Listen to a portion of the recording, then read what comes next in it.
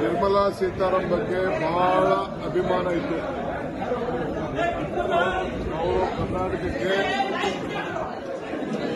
ರಕ್ಷಣೆ ಮಾಡ್ತಾರೆ, ಹಣ ಕೊಡ್ತಾರೆ, ಅನೇಕ ಯೋಜನೆಗಳಿಗೆ ಯಾವ್ದಾದ್ರು ಪೆಂಡಿಂಗ್ ಇದ್ದು ಅದಕ್ಕೆಲ್ಲ ಕೊಡ್ತಾರೆ ಅಂತೇಳಿ ಇತ್ತು. ಅವರು ಗಮನ ಸೆಳೆಯಲಿಲ್ಲ.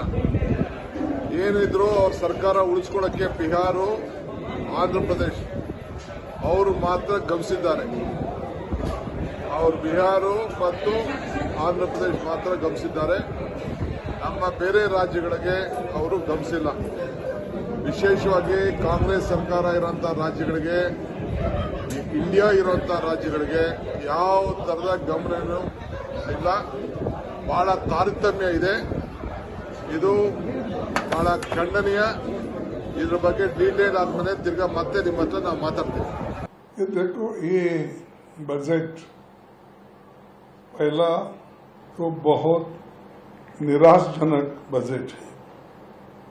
दूसरा, ये अपना सिंहासन बचाने के लिए ये बजट किया गया है।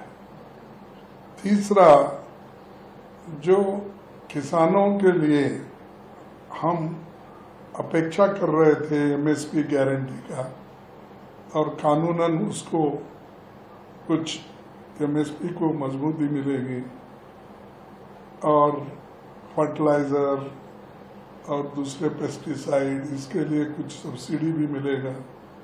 ये सारी चीजें हमने एक्सपेक्ट किया था, वो भी इसमें नहीं है। और इतने हादसे रेलवे में हो रहे हैं, वो रेलवे का तो ऐसा हो गया ना इधर का ना उधर का। वो फाइनेंस डिपार्टमेंट जब भी गया, रेल डिपार्टमेंट, तब से या तो उसको ठीक ढंग से पैसे मिल रहे या भर्तियां नहीं हो रही, उसके बारे में कुछ जिक्र नहीं किया। उन्होंने कर सकते थे कि हम इतने नौकरियां खाली है, उसको ठीक करके सिग्नल वाला होंदो, अटेंड करने वाले होंदो, और जितने भी पुलिस सिक्योरिटी होना वो होंदो, ये जो आवश्यक चीजें रेलवे में करनी थी वो भी उन्होंने नहीं किया। और पटरी सुधारना, रेल पटरी सुधारना और बाकी के जो पैसेंजर की सेफ्टी के लिए कुछ करना था, वो भी इन्होंने ज्यादा पैसे रख के कुछ नहीं किया। चल रहा है। तो आज जितना लोग बोल रहे हैं, आज जब उनकी पार्टी केंद्र में थी, हम तो 10 के बाद से शुरू किए हुए थे। लगातार सब जगह कितना आंदोलन, पटना, दिल्ली, कहाँ कहाँ नहीं कितना हुआ है सब आप जानते हैं। और हम लोग कर रहे थे, लोग जितना काम करवाए उसको देखने के लिए आए, सहमत नहीं कराया। 14 के बाद तो लोग फिर अलग हट गए, तो नहीं कराया, कितनी भी कोशिश किए थे। लेकिन हम इसके लिए लगातार बोलते रहे। और इन लोगों को भी हमने कहा, तो अब एक बात हो रहा था, विशेष राज्य का दर्जा पहले से खत्म हो गया है। हम लोगों ने ही कह दिया कि विशेष राज्य का दर्जा दीजिए या विशेष अधिकार के लिए मदद दीजिए, यहाँ के लिए जो जरूरत है बिहार के लिए, क्योंकि बिहार को भी आगे बढ़ना है।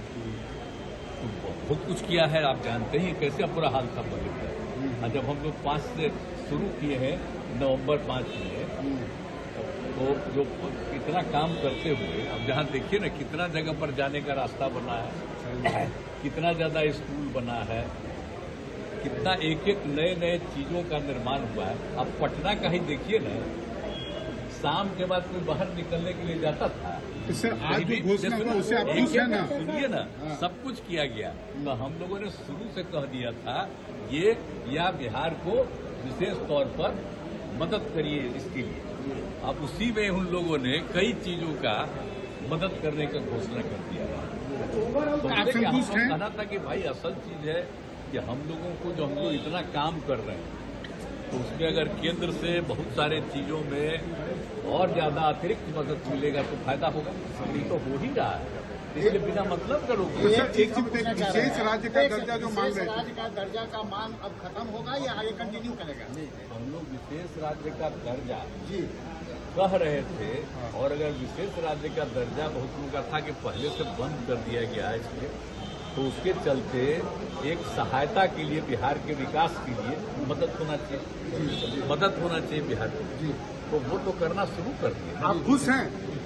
अरे हाँ भाई, हम तो ये दोनों चीज कही दिए थे, तो एक चीज का तो शुरू हो गया। कुल मिला के आप इस बजट को कैसे देखते हैं, कितने नंबर देते हैं आप? ये बजट एक झुनझुना बजट है। मोदी जी के 3.0 के पहले बजट में केवल निराशा और हताशा है। किसान के लिए कुछ नहीं, ना एमएसपी की गारंटी मिली, ना कर्ज से माफी मिली, ना खाद बीज कीटनाशक दवाइयों में टैक्स से राहत मिली, ना कोई खेती का रास्ता मिला। युवाओं पर आ जाइए, नए रोजगार का कोई सृजन का कोई रास्ता नहीं। बताइए क्या 20 लाख बच्चों को हर साल ट्रेनिंग देने से बेरोजगारी खत्म हो जाएगी? असंगठित क्षेत्र जो देश के रोजगार का 70% है, उसके लिए कुछ नहीं। संगठित क्षेत्र में 15,000 रुपया 3 किश्तों में दे भी देंगे तो क्या उससे बेरोजगारी खत्म हो जाएगी? यानी कुछ नहीं। लेबर इंटेंसिव रोजगार पैदा करने वाले कंस्ट्रक्शन सेक्टर, कपड़ा क्षेत्र, लेदर क्षेत्र, उनके लिए कुछ नहीं। अब आ जाइए SC, ST, OBC जो समाज का सबसे बड़ा हिस्सा है। SC, ST, OBC नाम का शब्द ही बजट से गायब। साफ है भाजपा की हार का बदला लिया जा रहा है और भाजपा का SC, ST, OBC चेहरा उजागर हो रहा है। मध्यम वर्ग और नौकरी पेशा को 10 साल से टैक्स एग्जम्पशन में एक फूटी कोड़ी की राहत नहीं, हर बार एक नया झुंझुना, नतीजा शून्य। देश के गरीब की जिंदगी को सुधारने के लिए कुछ नहीं। उसे कहा 5 किलो राशन लो और मोदी के गुण गाओ। ये है इस बजट का सार। सच्चाई क्या है? सच्चाई ये है कि ये बजट असली में बदला लो और सरकार बचाओ बजट है। उत्तर प्रदेश जो देश का सबसे बड़ा प्रदेश है, क्योंकि उन्होंने चुनाव हराया तो यूपी नाम का शब्द ही बजट से उड़ा दिया। महाराष्ट्र और हरियाणा ने चुनाव हराया तो उनको बजट में शून्य दे दिया। कर्नाटक और तेलंगाना में कांग्रेस की सरकारें हैं तो ऐसा बिहेव किया जैसे वो भारत का हिस्सा ही नहीं। केवल और केवल बिहार और तेलंगाना को, बिहार और आंध्र प्रदेश को जो पैसा भी दिया है वो भी एक झुंझुना है, क्योंकि वो 5 साल बाद मिलेगा। तो नतीजा ये है कि हमारी सपोर्ट करते जाओ और हम 5 साल बाद तुम्हें पैसा देंगे। तो इसलिए इसको बोलते हैं झुंझुना बजट।